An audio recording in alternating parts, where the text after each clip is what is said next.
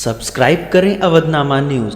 Subscribe button पर click करें, फिर राइट साइड में बने बेल पर भी क्लिक करें ताकि आपको हमारे वीडियोस की नोटिफिकेशन मिलती रहे। महाराष्ट्र के पालघर में जिस तरह से चूना अखाड़ा के दो साधुओं समेत उनके चालक की भीड़ द्वारा पीट पीट कर हत्या कर दी गई, ये अत्यंत निंदनीय है और घृणित भी है। और ऐसे में अब महाराष्ट्र सरकार की, उद्धव ठाकरे की जिम्मेदारी बन जाती है कि अब वो सिद्ध करें कि महाराष्ट्र में साधु सुरक्षित है कि नहीं है। जिस तरह से वो हिंदुत्ववादी होने का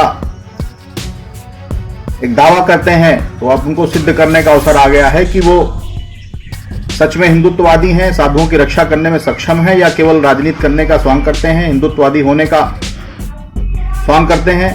और मैं मांग करता हूं कि जो ऐसे साधुओं के हत्या में संलिप्त लोग हैं, उनके खिलाफ सख्त से सख्त कार्रवाई की जाए।